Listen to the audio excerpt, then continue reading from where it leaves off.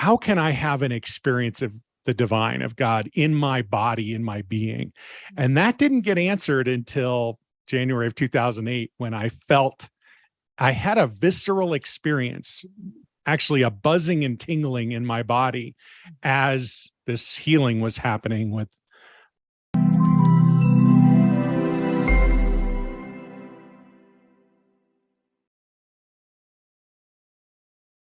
Welcome back to Enthusiastically Spiritual. I'm your host, Teresa.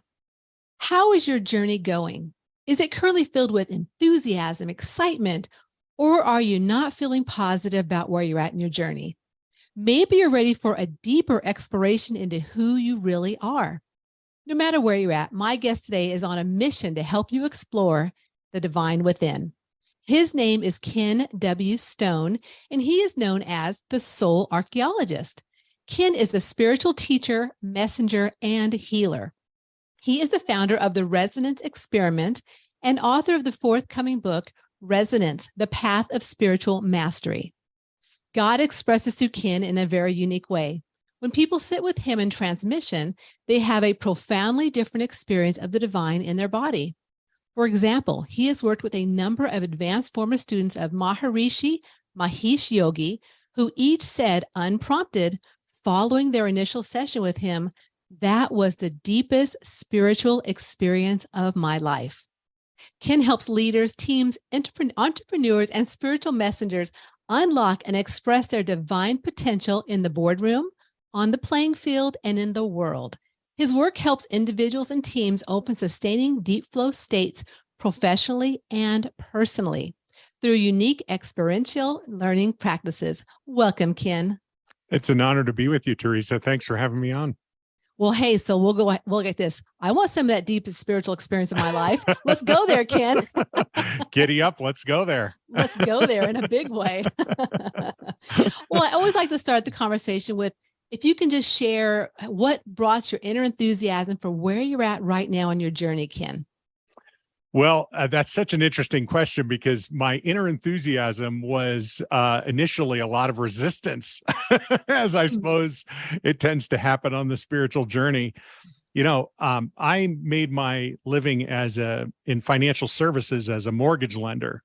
And then I learned to meditate one day in 2007.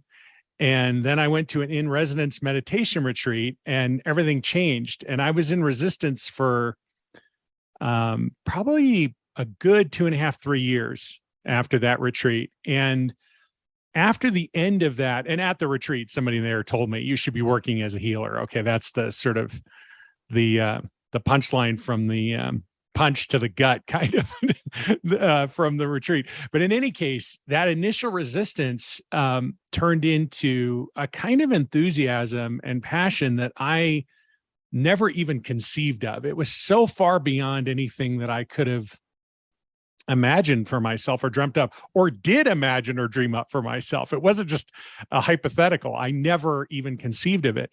And the reason why it has become such a enthusiastic, passionate, extraordinary exploration, for me at least, is that doing this spiritual work it's like having another level of oxygen just flooded through every aspect of my being. But really only if you put that in contrast to an environment that's not oxygen rich. In other words, it's just so profoundly resonant for me on every level, intellectually, emotionally, physically, spiritually, in the inner and outer experiences of my life on every level. And and I guess that's the quick origin of how I came to this enthusiastic place about spirituality. Well, what I love about that is that it is, I'm myself too, mind, body, spirit. It like permeates every aspect of our whole being if we allow it to go there. Because that's the thing too, is we have a choice, right, Ken? That's right. Yeah. I mean, it's sort of like this progressive series of surrenders. The first surrender was, okay, this guy says I'm a healer and he's telling me I don't need to be trained. I've done this in many prior lifetimes. It's more natural than breathing, whatever the heck that means, and then, on January 1st, 2008, somebody's got a migraine that I'm with. And I say to them, hey, maybe I could put my hands on your head. Apparently I'm a healer. And my hands and feet start buzzing and their headache goes away. Okay, so fast forward, right? So then August or something of 2010, I'm making my living as a mortgage lender and I'm thinking, I'm really feeling called to this. And so I sort of set aside the life that I think I was going to live to allow this to express. And then fast forward to June of 2011, and I'm really in this inner struggle. Why am I suffering? God, I feel like I'm following your call in my life. And the answer is just so clear. Just let go of control. Surrender and allow me to express in every aspect of your being in life. And I mean, that was sort of the big moment. But then, how surrender goes, it's every moment after that, right? There's a constant invitation to open up even more fully to this divine mystery that expresses equally in all of us. So did you grow up with any type of spirituality background or religious background or anything like that? Well, I was raised as a Catholic, and I left the Catholic Church in my early adolescence, basically as soon as my parents would let me make my own choice. And the reason I left was maybe a little different than some people, or maybe it was the same, I don't know, but it seemed sort of odd to me looking back on it. I left because, and nothing against the Catholic Church or any organized religion, it just felt like my experience, at least, was really infused with a lot of dogma. And the dogma didn't make a lot of sense to me. And in particular, this idea that I had to be working through intermediaries to interact with the divine didn't make a lot of sense. And then as I left, the first question was, okay, well, is there actually a God? Does God exist? And that was answered pretty quickly. After I graduated high school, a friend took me up in an airplane and we flew along the Peak to Peak Highway in the fall. The aspen are turning, in Colorado. And I'm looking down on this tapestry and it just seems obvious. Yes, there is a God. But then the dominant question was, how can I have an experience of the divine, of God in my body, in my being? And that didn't get answered until January of 2008, when I felt I had a visceral experience, actually a buzzing and tingling in my body as this healing was happening with the person with the headache. So, but no kind of organized or structure around spirituality, after adolescence, more just a self-directed exploration. Mm-hmm. Well, it's interesting, especially with the Catholic religion, is that I've been Catholic so many other lifetimes. In this lifetime, I came in with no religion, really. Yeah. And I speak to a lot of people who have had the Catholicism as their upbringing.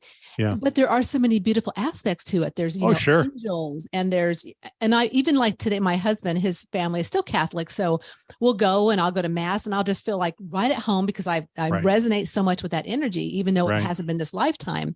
And I just love a lot of it. But then, like you said, a lot of the other stuff, I'm like, yeah, I could just pass, Yeah, I think we all have our own path. And, for some people, that path includes organized religion, and that's beautiful, right? I think every spiritual path has so much beauty in it. And for me, it offered sort of the perfect jumping off point for me to have my own exploration and so on. And like you say, I mean, there is a deep resonance. Father Thomas Keating, I had a chance to interview him before he transitioned in person, actually, at the monastery where he lived up near Snowmass, Colorado. And I mean, there was I still feel incredible resonance with Keating. And I mean, it was an extraordinary conversation. And I can think back on other interactions that I had with him on retreat up at that monastery. And also I sort of love the general exploration of spirituality and find myself working with people of all different faith traditions and spiritual backgrounds and beliefs. And somehow we're just having the same conversation, and it's meaningful for each person in their own way. Yeah. And I look at it also like religion is a stepping stone, and it can be that, maybe you continued on that stepping stone your whole life through religion, or it steps into spirituality, or like you said, there's other kinds of aspects around that people may want to step into and explore. So let's talk about exploring deeper, because you call yourself the Soul Archaeologist. And Yes. Ken, when I got that, I'm like Indiana Jones. That's all I saw was Indiana Jones exploring around the world, unearthing beautiful things out, over in India and this and that place. So talk a little bit about, how did you come up with the Soul Archaeologist? Because I just love it. Yeah. Well, it's a little disappointing then to meet me, right? Because I don't have the hat on and, no whips or anything. Anyway, a friend of mine actually named me the Soul Archaeologist, and she, she's one of these people who's very gifted in sort of sitting with people and seeing who they are. And I had supported her and done session work with her and so on. And one day, it seemed random to me, she said, just talk about what you do, Ken. And I mean, we were just sitting around. It wasn't like it was a formal conversation, And I said, well, I mean, you've done, what am I supposed to say? And she's like, I know, just pretend I haven't done anything. And I said, okay, well, I kind of close my eyes and I start seeing these images. And so I just describe the images that I'm seeing intuitively. And I said, well, I guess what I do is help people kind of uncover the buried treasure of divine presence that's already within them. It's just buried under all this other stuff. And the other stuff we think is real. And, I kept talking. She goes, wait, you're the Soul Archaeologist. So I love it. I love it. Yeah. So the name reference really has more to do with kind of that interior excavation and uncovering of, inner wholeness and divinity. Although I love your image as well. Maybe someday, right? Ken, you can get a hat. You can, get the vest. There's no problem with getting those things and working it. Just work it. I mean, it was funny because as I was tuning into this session, I was, thinking about Indiana, and I was like, probably a lot of people, especially the younger generations, may not even know who Indiana Jones is. Yeah. Yeah. Isn't that funny? Yeah. A meaningful reference point. I guess I'm making an assumption about your age, but I was born in 1970. It's an active reference point for me for sure. Yeah, I'm 68, so pretty close. There you go. Definitely. Yeah. Right on. So let's talk about a little bit about resonance experiment. So what is resonance experiment? Well, so to me, the word resonance, I mean, I guess that the evolution of this came about when I was on a retreat with some other friends, and I was sort of looking at my life and I was trying to figure out, what is the through line of my life? And I mean, I worked as a professional sound engineer. I was in financial services, I blah, blah, blah. Right. And, and now here I am doing this spiritual work. Like, what the heck is all this? And I sort of had this experience of like, pre-2007 was kind of one iteration and post-2007 another. And I actually played trombone, and I was accepted to Berklee School of Music, and they gave me a partial scholarship. I never attended. So like music and sound and so on. So anyway, I was reflecting one day on this retreat, and I realized, oh my gosh, resonance is the through line. This is what it is. And, it was musical resonance, resonance in sound, resonance in finance, and now spiritual resonance. And I mean, my whole body was buzzing. It is right now as well. And so I was thinking about, okay, what is it about this word that resonates so much with me? And what I love about it is that it has whatever meaning it has for you or anyone listening, right? And your definition of resonance is likely different than anyone else's. It's your lens, your consciousness, your perspective, your life. And certainly that's true for me as well. And so when I think about resonance in the current context and from my current perspective, sustaining experiences of resonance, there it is. There's divine presence, right? And what's the contrasting experience, right? Well, dissonance, right? We can have experiences of dissonance and resonance. So there we have a really easy way of exploring polarity in a simple way. So then I thought, well, let's do these experiments. Let's give people an opportunity to explore a feeling, a visceral feeling in their body of resonance. And that's one of the things that so many people have connected, that sort of deepest spiritual experience reference that, it's like God speaking through them to me, to sort of help me understand. What they connect that to is a feeling in their body. And so I started doing these experiments where I would, hold an event, do it virtually, no video involved, just audio. And and so people can be in their own dynamic, their own lives in their own home and so on. And then we would go through these sort of sequences of transmissions and teachings to sort of share, here's an idea, here's an experience, what's showing up for you, without kind of seeding or trying to project what it's going to be for people, And so the people would participate in these experiments, and they come from all these different places in the world, different traditions. I mean, I'd have people saying, "You're my new imam," these Muslims from different places in the world. I'm like, I don't even know what you're talking about. And so like people from mystical traditions are resonating. People from the sort of base foundation, spiritual experience or religious perspective are resonating. And here we are all sitting together, all 10 or 15 or 20,000 of us, resonating in our own way in a collective dynamic. And I mean, for me, this was just like, this is so powerful. Because, I mean, how ultimately does divinity communicate and express through each of us? We all have to kind of figure that out for ourselves, right? I mean, and the traditions have a tendency to say, well, here's what this is, and here's what it looks like. And I have a tendency to say, what is this? And what does this look like for you?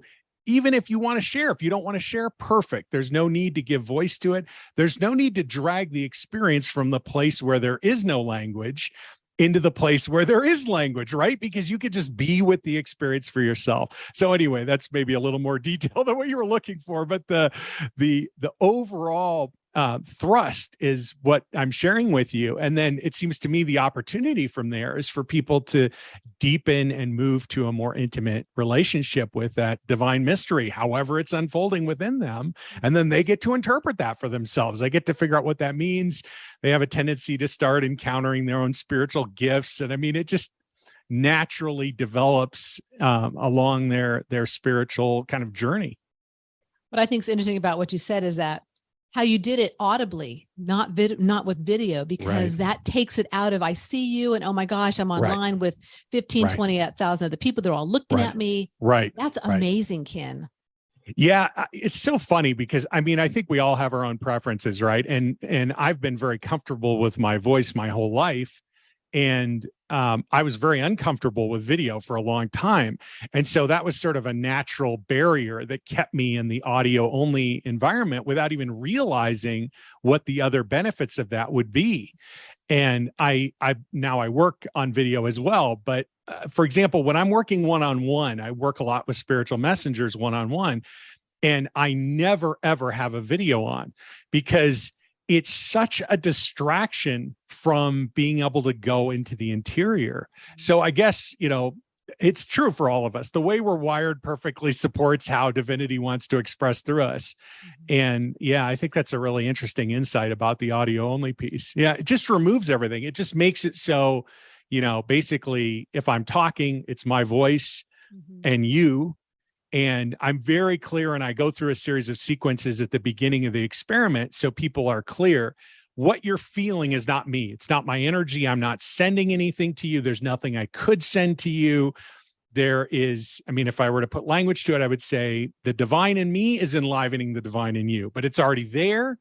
You're already whole. You're already fully integrated. And that way we can avoid all the confusion of, oh my gosh, this is Ken's energy and blah, blah, blah, blah, blah, all those things, which can lead to kind of a messy dynamic in spiritual development. If we get confused and think, well, this is about this person versus this is divine presence in me. And it's a relationship I get to explore for me. And we all have it within us. Exactly. It's there in equal measure. It doesn't really matter what we've done or what other people have done to us. I mean, you work with enough people, witness enough people in transmission or session or whatever. And I mean, it's like this revelation, like, oh my gosh, this love, this divine presence it's unconditional, but it's unconditional in a way that makes absolutely no sense from a reference in our human lives experience. It's enveloping.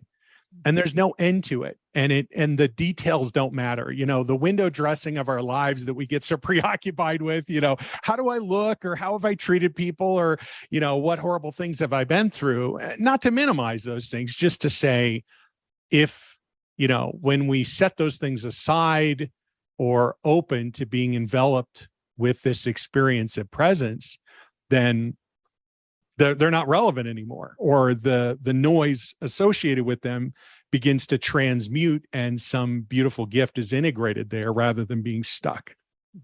And I think there's so much these days, like you said, with, how do I look, and the competition of, because I hear this quite often, there's so many spiritual people out in the world. Well, yeah, because it's needed. There's 8 billion people on the planet. And like you're saying over and over, and the common thread is that we're all unique.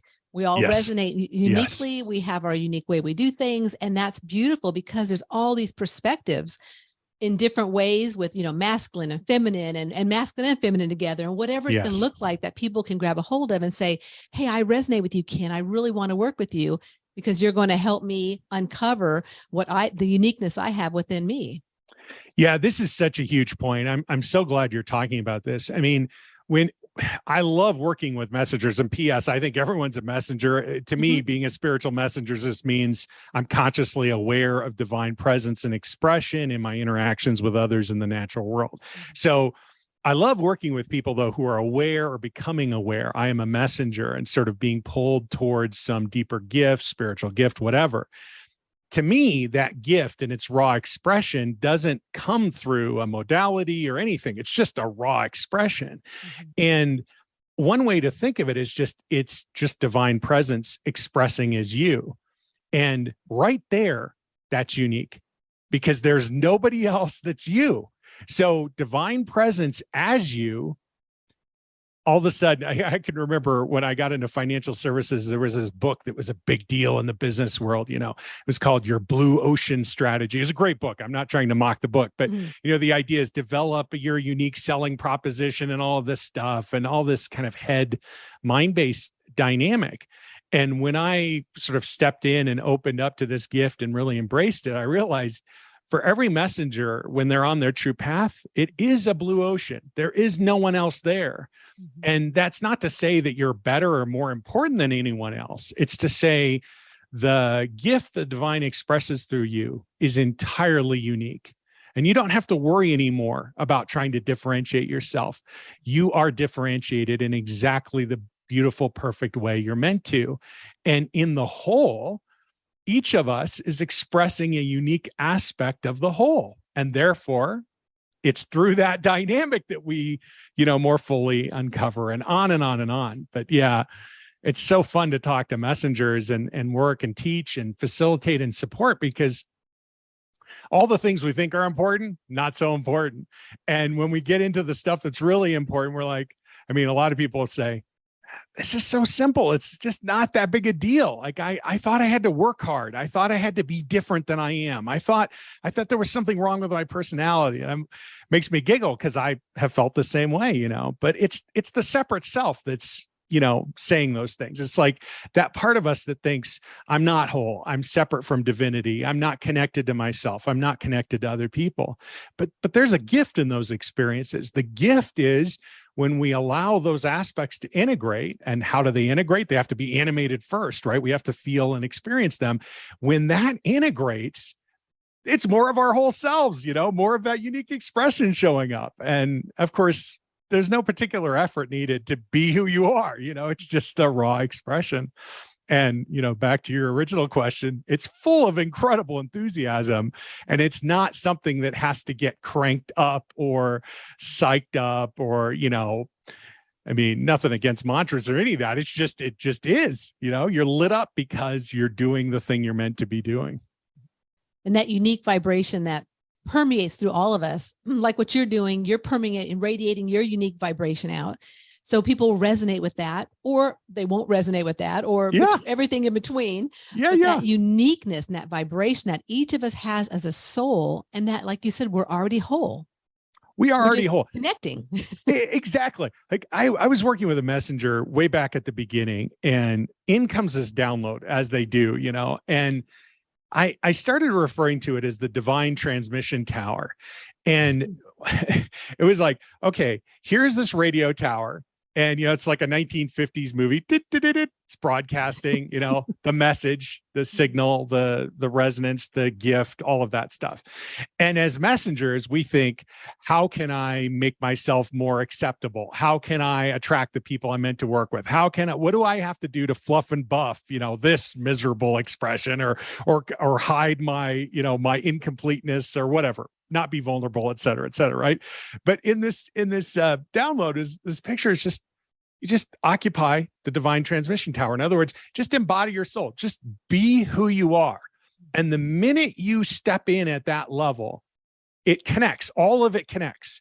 And people all of a sudden go, oh, you're the person that I've been waiting to connect with.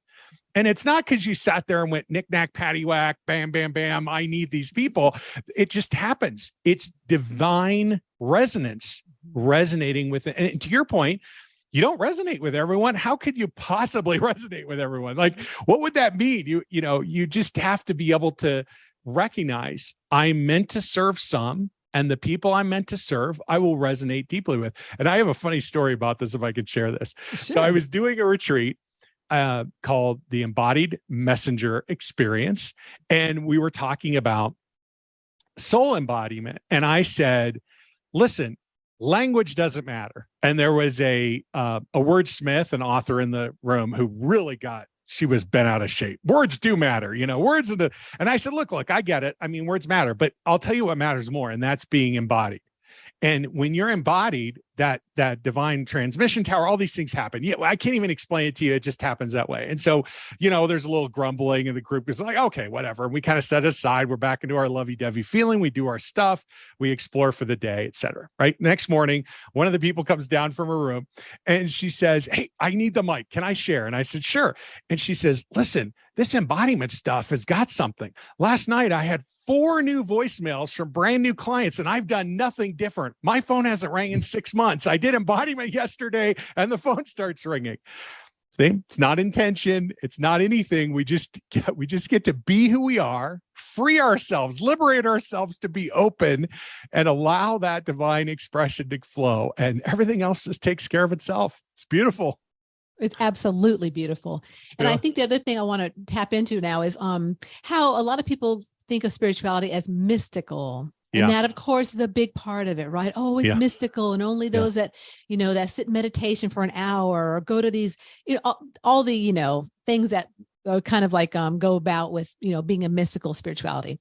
Yeah. When my big thing is it's natural. This is our natural state. We have it within us, which is exactly what you're talking about, like that embodiment, like every single person listening or watching on YouTube, you have this within you. It just, how do you want to express it? And also, I think the big thing is that, seeing people who are spiritual leaders or who are, teachers, it's like not everyone signed up to do that. And that's fine. Right.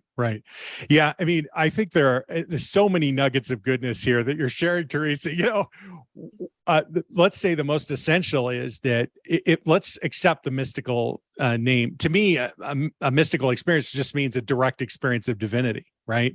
And that's available like this. I mean, but it's sort of like saying, I want to be enlightened. Like it's an impossible thing, but actually, certainly from my perspective, we're already fully integrated. We're already fully embodied. Like these things are all true. Concurrently, we're having this experience of separation and on, but underneath it all, back to the buried treasure, it's there, right?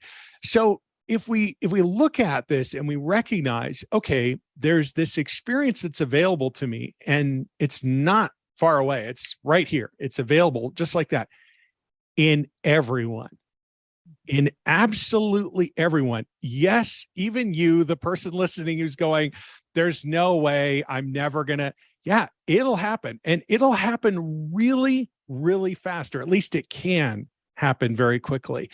And when that happens, everything changes. And the reason it changes, I mean, think about this. What are the most impactful experiences that we have as human beings? First of all, they're always experiences. They're not ideas, they're experiences. And they're embodied, meaning something takes place that transports us, that gives us an entirely different perspective. Here are some examples. Sitting with somebody when they transition out of their body. That's an embodied experience. Totally. Here's another one. Holding a newborn baby. Here's another one. The mystical experience of divine presence, right? That is at its right. And you like, okay, sitting with somebody when they transition, that may be a fairly particular example, but a newborn baby, you could go to the hospital and volunteer to hold a newborn baby, right? I mean, it's that available, even more so, the mystical experience. And so it's not special. There's nothing special about it. And to your point, we're not all called to be teachers. I mean, I resisted being called to be a teacher. I resisted being called to be a healer. But a messenger is just one who is consciously aware. That means however you show up in the world, in whatever way resonates for you, whatever works for your personality. I remember talking with a messenger in one of my classes a couple of years ago, and she had this thing, I'm so hung up on blah, blah, blah. And I said, listen, if you want to be hung up on it, that's great. Like, I'm sure that'll be a productive exploration for you. But maybe a different question could be, what do you want? What is it that resonates? And she's like, well, my personality is set up. But she was talking about her personality like it was a problem. And I'm like, no, your personality is not a problem. It's part of the divine expression of who you are. Like, you can just be who you are without excuse, without explanation.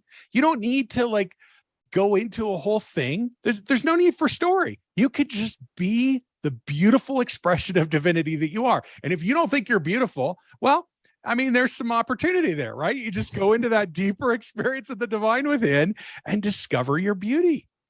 It's so extraordinary.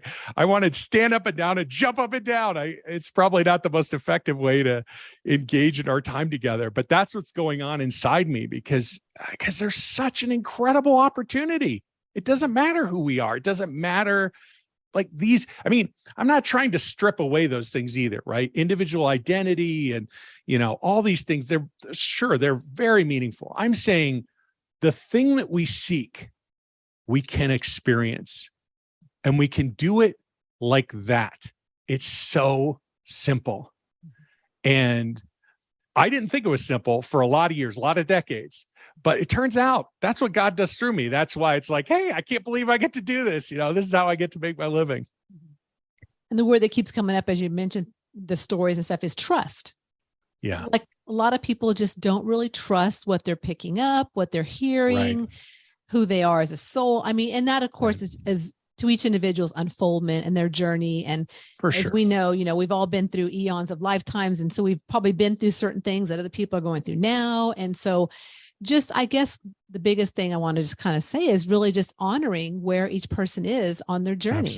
Absolutely. Yeah. I mean, here's a way to just say what you said really beautifully. You can't mess this up. You're not messing it up. You haven't messed it up.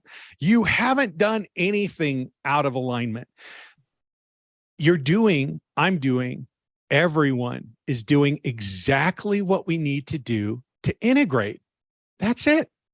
And so, I mean, there's an opportunity for love for others. And as you say, wherever they are in their journey, and also for ourselves. And we just get to be who we are, I mean, I used to think, my voice is way too loud, and it is loud. I don't know if you could tell, but it's really loud. And I'm 6'5". I look like a retired American football player. I do not look the part at all. God broke the mold with me for sure, but I just get to be who I am. It's like, this is who I am, and if it works, great. And if it doesn't, hey, there are lots and lots of messengers. There are all sorts of incredible spiritual teachers and healers and on. And by the way, you have all of this within you. You don't need it from anyone else. It can just be enlivened within you, and then you can turn inward and explore. Super fun. Super fun. I love it. Don't you love being here, Ken? Oh my gosh. I love being here in the macro and also in the micro with you, Teresa. It's wonderful to be in this with you in this way. Well, this has been a great chat about you being the soul archaeologist and exploring a bit about how people can really just be them damn selves. Hello. Yeah. Quit with all the hard work and just put the hard work aside and just be yourself. It's all okay. You trust where you're at. But I so appreciate you, Ken. So I want to talk a little bit before we go about how you work with people and how people can get in touch with you. Yeah. So I work with people in lots of different ways. I mean, certainly I work with a few people one-on-one, and I'll work with people in small group and organizations and on that level as well. And I also work in large group, right? Where people can participate from wherever they are in these virtual dynamics. So I have like an ongoing virtual retreat that I do every other Thursday. It's been going on for 2.5 years. People come in, people leave. It's all good. I do transmission work on a regular basis that people can listen to audio only. Got it. I hear you. I hear you, Ken. You're hearing me. We're on the same I'm hearing page. you. Yeah. And I also offer like a free class for people to just have an experience, not only of maybe some of my perspective from a teaching standpoint, but maybe way more importantly than that, an experience of transmission. And so that's a great place for people to kind of dip their toe in and explore a little bit and get started, and then sort of engage at whatever level most resonates and explore what works for the next stage of the spiritual development journey. But the way to do that, sorry, you asked me, is come to my website. Come visit my website. It's kenwstone.com. The class is called Exploring Divine Resonance. You can register for it there. You'll get a login to my online learning platform. It's a 17-week class. It's not a little bite-sized kind of thing. I mean, I'm not saying it's super chewy or that you're going to get overwhelmed with it. I'm saying it's a meaningful dive into spirituality and the experience of the divine within, and it's totally free. So I would love for people to begin there if that resonates, or engage at whatever level. Awesome. And I'll obviously have all that in the show notes so people can go there, tap on it, and find Ken and his wonderful offerings, because you've got some amazing things going on. So thank you so much, Ken, for coming on today and exploring with us the soul. Oh, it's such an honor to be with you, Teresa. Thanks for the work you're doing and for this beautiful podcast you've created, and the opportunity to share some enthusiasm about spirituality with you and experience your enthusiasm as well. Thank you. Thanks for listening in to another episode of Enthusiastically Spiritual, and a big, big, big, big thanks for Ken coming on today and sharing about his exploration and soul archaeology and all the beautiful transmissions and energy that he brings forth in the world. And if you resonate with him, please check out the show notes. I'll have all of the links to how to get a hold of him. And thank you for tuning in today. And if you have not subscribed, please make sure you do. Please make sure you like this episode. And if you want to leave a comment about things you might have heard or some gems for yourself, I would love that too. So until next week, please remember that life is too short to not be enthusiastic about your unique journey.